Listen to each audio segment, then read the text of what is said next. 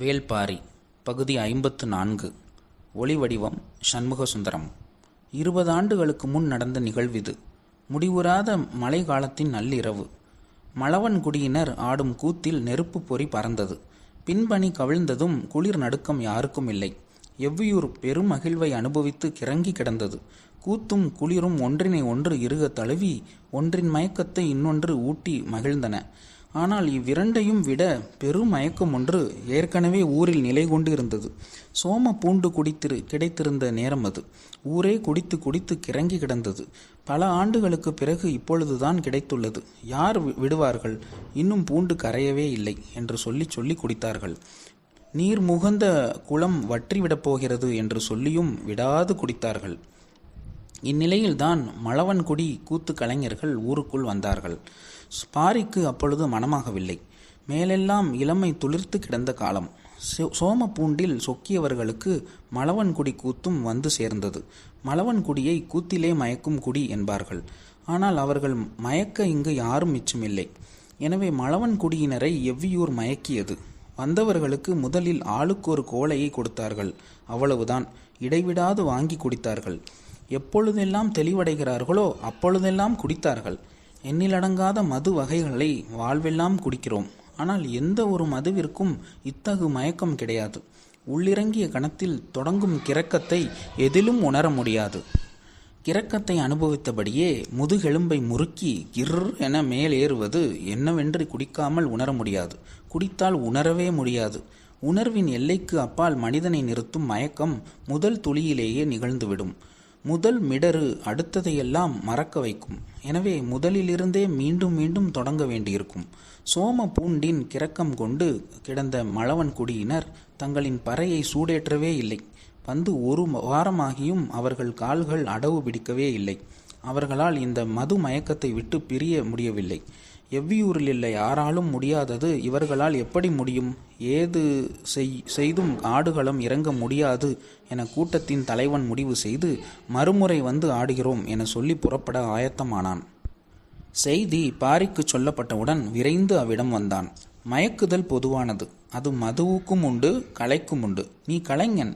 சோம பூண்டு உன் சொற்களிலும் உண்டு என்பதை மறந்துவிட்டாயா? எதன் பொருட்டும் கலையும் கலைஞனும் தோற்கக்கூடாது.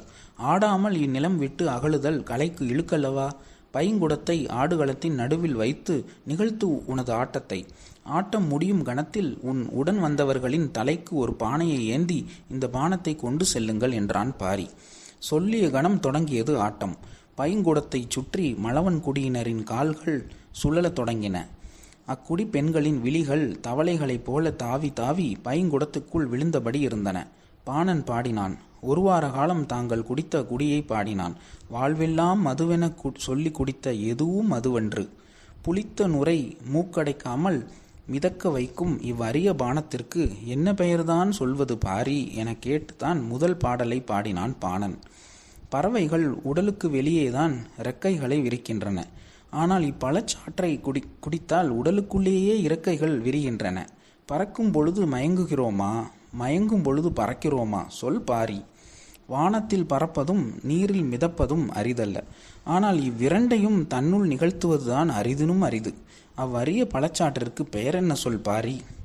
வற்றிய குளம் போல் நாக்கு இப்பானத்திற்கு ஏங்க, வயிறோ நிறைந்த குளம் போல பெருகி கிடக்கிறது. வயிறே உடைந்தாலும் வற்றிய நாக்கின் ஏக்கம் நீங்க மறுக்கிறதே. சொல் பாரி, நாங்கள் என்ன செய்ய? பாரியிடமும் பைங்குடத்து மதுவிடமும் வரிக்கு வரி விளக்கங் கேட்டு பாடலை தொடங்கினான் பாணன். ஆனால் அதன் பிறகு அவன் பாடிய பாடல் எதுவும் யாருக்கும் நினைவில்லை. அவன் அப்பானத்தின் மயக்கத்தை வீரியத்தை எப்படியாவது அறிய முற்பட்டு தோல்வியடைந்து பாட்டை முடித்தான். ஒரு மிடறு குடித்தால் அச்சுவையை துல்லியமாக என்னால் சொல்லிவிட முடியும். பாடும் எனக்கு மட்டும் அதற்கான அனுமதியை கொடு பாரி என வேண்டினான். அரங்கு அதிர சிரித்தான் பாரி. இந்த வாரம் முழுவதும் அதிகமாக அப்பானத்தை குடித்தது நீதான். முதல் துளியில் கண்டறிய முடியாத சுவையை கடலளவு குடித்தாலும் கூட கண்டறிய முடியாது. உனது நினைவை தோண்டி குடித்துப்பார், ஒருவேளை உனக்கு அது பிடிபடலாம் என்று சிரித்தான் பாரி. பாடுபவன் சொன்னான். குவளையை வாயில் கவிழ்த்தும் வரைதான் நினைவு செல்கிறது. அதன் பின் நான் கவிழ்ந்து கிடப்பதுதான் தெரிகிறது என்று. சிரித்து மகிழ்ந்தது கூட்டம். சுவையறிய முடியாமல், அறிந்த சுவையிடம் இருந்து மனம் பிரிய முடியாமல் கலைஞன் படும் பாடே கலையாக நிகழ்ந்து கொண்டிருந்தது. இரவெல்லாம் பாடினான் பாணன். மதுவின் கிறக்கத்தை விஞ்சும் ஆட்டத்தை ஆடினர் ஆணும் பெண்ணும். பைங்குடம் நடுவில் இருப்பதால் அதன் வாடையை நுகர்ந்து சுழலும் ஆட்டத்தை இரவெல்லாம் பார்த்து கழித்தனர் எவ்வியூர்க்காரர்கள். விடிய விடிய நிகழ்ந்தது ஆட்டம். விடிந்ததும் மழவன்குடியினர் ஒவ்வொருவரும் தங்களுக்கான பானையை தேர்வு செய்தனர். மலை முழுவதும் தூக்கிச் செல்ல வேண்டும் என்பது அவர்களின் நினைவிலேயே இல்லை. பானைக்குள் இருப்பது மட்டுமே அவர்களின் நினைவில் இருந்தது. புறப்பட ஆயத்தமாகும் பொழுது பாரி சொன்னான், ஒரு மிடறு கூட இதனை குடிக்காமல் தூக்கிச் சென்றால் மட்டுமே உங்களின் இடம் வரை இதனை கொண்டு செல்ல முடியும். எங்கேயாவது நின்று குடிப்போம் என தொடங்கினால் அதன் பின் அத்தனை பானைகளும் தீர்ந்த பின் தான் அவ்விடம் விட்டு அகழ்வீர்கள் என்றான். சரியென சொல்லி அவர்கள் புறப்பட்டனர். இதுவரை நாங்கள் பெற்ற பரிசினிலேயே மிகச்சிறந்த பரிசு இதுதான். இதனை தங்களின் குடிகள் இருக்குமிடம் வரை எப்படியாவது கொண்டு சேர்க்க வேண்டும் என்று முடிவு செய்து அவர்கள் நடந்தனர். மழவன்குடி கூட்டத்தில் இருந்த 3 பேர் சேர ஒற்றர்கள். அத்தனை பானைகளும் சேரனின் அரண்மனைக்கு போய் சேர்ந்தன. செம்மாஞ்சேரல் தன் அந்தப்புற பெண்களோடு மகிழ்ந்திருந்த பொழுதுதான் உலகில் யாரும் அறிந்திராத பெரும் மயக்கத்தை உண்டாக்கும் மது வகை ஒன்று பரம்பினில் இருக்கிறதாம். அதனை நமது ஒற்றர் கூட்டம் கொண்டு வந்து சேர்த்துள்ளது என செய்தி சொல்லப்பட்டது. எரிந்த வேல் போல காட்டம் உள்குத்தி நிற்கும் ஆற்றல் யவ்வனத்தேரலுக்கு தான் உண்டு. அதனை முதலில் அருந்தி மகிழ்ந்தவன் சேரன்தான். மிளகுக்கு ஈடாக கொண்டு வந்து இறக்கப்பட்ட அதிசிறந்த பொருள் அதுதான். அதன் பிறகுதான் யவ்வனத்தேரல் பற்றி பாண்டியர்களும் சோழர்களும் அறியத் தொடங்கினர். இப்பொழுது மீண்டும் வரலாறு திரும்புகிறது. அதிசிறந்த மது வகை ஒன்று சேரர் கொடியை வந்து அடைந்திருக்கிறது. ஆனால் இதனை யவ்வனத்தேரலை விட சிறந்தது என சொல்லிவிட முடியுமா என்பதை குடித்து பார்த்துதானே முடிவுக்கு வர முடியும். அந்தப்புற பெண்களை விலக்கி விரைந்து வந்தான் செம்மாஞ்சேரல். 16 பெரும் பானைகள் அவையின் நடுவே வைக்கப்பட்டிருந்தன. பானைகளை விட்டு சற்று தள்ளி மழவன்குடி கலைஞர்கள் நின்று கொண்டிருந்தனர். அக்குழுவின் தலைவன் தலை தாழ்த்தியபடியே நின்றிருந்தான். என் கூட்டத்தில் ஒற்றர்கள் இருப்பதால் தான் ஆட்டம் நிகழ்த்தாமல் மயக்கங்கொண்டே நாங்கள் புறப்படுகிறோம் என்று பாரியிடம் சொன்னேன். அவனோ கலைஞன் தோற்கக்கூடாது என எம்மை ஆட வைத்து அப்பானத்தோடு பெரும் பரிசையும் கொடுத்து அனுப்பிவிட்டான். இனி இப்பானத்தின் ஒரு மிடறு கூட எங்களுக்கு கிடைக்கப் போவதில்லை என்று அவன் எண்ணிக்கொண்டிருந்த பொழுதுதான் செம்மாஞ்சேரல் முதல் மிடற்றினை அருந்தினான். அதன் பிறகு அவனது நினைவில் வேறு எதுவும் இடம்பெறவில்லை. பானைகள் ஒவ்வொன்றாக கவிழ்த்து வைக்கப்பட்டன. அவனால் நம்ப முடியவே இல்லை. இதன் கிறக்கமும் மயக்கமும் என்னவென்பதை அறிய பல முயற்சிகள் செய்தான். அரசவை பெரியோர்கள், வணிகர்கள், கடலோடிகள் என பலருக்கும் அருந்த கொடுத்தான். ஆனால் யாருக்கும் ஒரு குவளைக்கு மேல் கொடுக்கவில்லை. அவர்களோ மறு குவளை கிடைக்காதா என்று நாள் கணக்கில் ஏங்கி நின்றனர். இதன் மயக்கம் எவ்வளவு பெரிய மனிதனையும் தாழ பணிய வைத்து விடுகிறது என்பதை ஒவ்வொரு நாளும் அவன் உணர்ந்தான். ஆனால் இதுவென்ன என்பதை மட்டும் யாராலும் சொல்ல முடியவில்லை. அப்பொழுதுதான் வட தேசத்து முனி ஒருவர் அவனது அரண்மனைக்கு வந்தார். செய்தி அவருக்கும் சொல்லப்பட்டு விட்டது. காட்டு மனிதர்கள் பல்வேறு மரப்பட்டைகளை கலந்து வடித்து எடுக்கும் மது வகை வேறுபட்ட மயக்கத்தை தான் கொண்டிருக்கும். இதில் இவ்வளவு வியப்புற என்ன இருக்கிறது என்று சொல்லியபடி ஒரு குவளையை வாங்கி குடித்தார். முகத்தில் எந்தவித மாற்றமும் தெரியாததால் அவையில் இருந்த பலரும் அவரை சற்றைய வியப்போடு பார்த்தனர். முனிவரை இப்பானம் ஒன்றும் செய்துவிடவில்லை என்பதைப் போல முகக்குறிப்பு இருந்தது. செம்மாஞ்சேரலும் வியப்புற்று அவரை உற்று பார்த்து கொண்டிருந்தான். அவரோ, இன்னொரு குவளை கொடு என்றார். ஊற்றி கொடுப்பவன் மன்னனை பார்த்தான். மன்னனை தவிர வேறு எவருக்கும் மறு குவளை கொடுக்கப்படவில்லை. செம்மாஞ்சேரல் முனிவரின் முகத்தை உற்று பார்த்தான். அவர் அப்பானத்திடம் தன்னை இழந்துவிடவில்லை என்பது தெரிகிறது என்று எண்ணி மறு குவளை தர சொன்னான். அதனையும் வாங்கி குடித்தார் முனிவர். அவரது முகத்தில் எந்தவித வியப்போ மாற்றுதலோ தெரியவில்லை. ஆனால் எவ்வார்த்தையும் பேசவில்லை. இன்னொரு குவளை கொடு என்று மறுபடியும் கையை நீட்டினார். ஊற்றி கொடுப்பவன் அக்குவளையை வாங்கவே அச்சப்பட்டு மன்னனை பார்த்தான். மன்னனுக்கோ என்ன செய்வதென்று புரியவில்லை. பாதி குவளை ஊற்றி கொடு என்று சொல்ல வேண்டும் போல இருந்தது. அப்படி சொல்வது தனக்கு அழகல்ல என்று அவனுக்கு தோன்றியது. மழவன்குடி தலைவன் தொலைவில் இருந்தபடி காட்சியை பார்த்து கொண்டிருந்தான். ஒரு குவளை முகந்து கொடுக்க இவ்வளவு தயங்கும் மனிதர்கள் வாழும் உலகில் பாரி எனும் பெருங்கொடையாளனும் வாழ்கிறான் என்று எண்ணியபடி பாடல் ஒன்றை முணுமுணுத்தான். அதற்குள் செம்மாஞ்சேரல் கையசைப்பது தெரிந்தது. வேறு வழியே இல்லாமல் அடுத்த குவளையை ஊற்றிக்கொடு என்று மன்னன் சொன்னது யாவருக்கும் புரிந்தது. ஊற்றி கொடுப்பவன் குவளையை வாங்கி பானைக்குள் முகந்தான். கண் சொருகியபடி இருந்த முனி இடது கையால் தாடியை தடவி கீழ் நீண்ட கடைமுடியை விரல்களால் உருட்டினான். அதை பார்த்த செம்மாஞ்சேரல் சொன்னான், ஊற்றுவதை நிறுத்து என்று. அரங்கு அதிர்ந்து பார்த்தது. ஊற்றுபவன் அப்படியே நிறுத்தினான். ஆனால் உள் செருகிய கண்களை முனிவன் திறக்கவே இல்லை. நீங்கள் இப்பானத்தால் மயங்கிவிட்டீர்கள். இனி உங்களால் இதனை கண்டறிய முடியாது என்றான் செம்மாஞ்சேரல். முனிவனின் முகத்தில் முழுமையான மயக்கம் வெளிப்பட்டு கொண்டிருந்தது. கண் திறக்காமல் தாடியின் கடைமுடியை இடக்கையால் சுருட்டியபடியே சொன்னார், இதன் பெயர் என்ன என்று. மன்னனும் அவையோரும் அறிந்திருக்கவில்லை. மளவன்குடியையே அவர்கள் எல்லோரும் பார்த்தனர். மளவன்குடி தலைவன் முன் வந்து சற்றே மெல்லிய குரலில் சொன்னான், சோமபூண்டிலிருந்து உருவாகும் பானம் என்று. உதட்டோறும் மெல்லிய சிரிப்பை வெளிப்படுத்தினான் முனிவன். அவையோருக்கு காரணம் புரிபடவில்லை. செம்மாஞ்சேரல் முனிவரையே பார்த்து கொண்டிருந்தான். முனிவர் வாய் திறந்து சொன்னார், இதுதானடா சோமபானம் என்று. இதுவரை இப்பெயரை யாரும் கேள்விப்பட்டதில்லை. புது பெயராக இருந்தது. அவையோர் அவர் சொல்வதை கூர்ந்து கவனித்தனர். முனிவர் சொன்னார், தேவர்கள் மட்டுமே அருந்தும் பானம். இது கிடைக்காதா என்று ஆண்டாண்டு காலமாக காத்திருப்போர் பலர். இதன் சக்தியை நீ அறிய மாட்டாய். மகா சக்தி கொண்டது. சொர்க்கம் என்ற பேருலகுக்கு மனிதனை கொண்டு சேர்ப்பது. முனிவர் பேசிக்கொண்டே இருக்க மயக்கம் எல்லா வகையிலும் நிகழ்ந்து கொண்டிருந்தது. அரக்கர்களிடமிருந்து இதனை மீட்கும் போரினை தேவர்கள் எல்லா காலங்களிலும் நடத்துகிறார்கள் என்றார். செம்மாஞ்சேரல் உற்று பார்த்து கொண்டிருந்தான். அவனது கண்களுக்கு இப்பொழுது பானம் இருக்கும் ஒரு சில பானைகள் தெரியவில்லை. தனது அரண்மனை எங்கும் அப்பானைகள் இருப்பதாக தெரிந்தது. மயக்கும் பேர் உலகத்தை அவன் அகக்கண்ணால் பார்க்க தொடங்கிவிட்டான் என்பதை முனிவன் உணரத் தொடங்கினான். அதன்பின் முனிவன் சொல்லும் எல்லா சொல்லிலும் சோமபானத்தின் மயக்கம் இருந்தது. சோம பூண்டை எடுத்துக்கொண்டு எவ்வியூருக்குள் வரும் வரை வேக வேகமாக கதையை சொல்லி கொண்டு வந்தான் பாரி. ஆனால் சோம பூண்டு கண்டறியப்பட்டுவிட்ட செய்தி அதற்குள் ஊர் முழுவதும் தெரிந்துவிட்டது. பாரியும் கபிலரும் ஊருக்குள் நுழைவதற்குள் ஊரே களைகட்டி இருந்தது. கபிலருக்கு பாரி சொல்லி வந்த கதை முழுவதும் கேட்க வேண்டும் என்ற பேராவல் இருந்தது. அதைவிட அதிகமான ஆவலை கையில் இருந்த சோம பூண்டு ஏற்படுத்தியிருந்தது.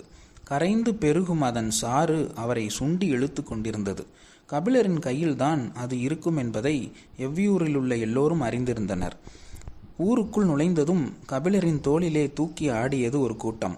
ஆட்டத்திற்கு இனிமேல்தான் வேலை என்று சொல்லி ஓடியது ஒரு கூட்டம். எங்கும் இருந்து சாரி சாரியாக மக்கள் திரளத் தொடங்கினர். களை கட்டியது எவ்வியூர். பெருந்தாழி என சொல்லப்படும் பெருவட்ட பானையை எடுத்து வந்தனர். அதில் குடம் குடமாய் நீர் ஊற்றினர். பானை எளிதில் நிரம்புவதாக இல்லை. அவ்வளவு நேரம் கூட பொறுத்திருக்க யாரும் ஆயத்தமாக இல்லை. கூச்சலும் குதி ஆட்டமுமாக சூழல் வேகம் கொண்டது. அதனினும் வேகமாக குடங்கள் வந்து கொண்டிருந்தன.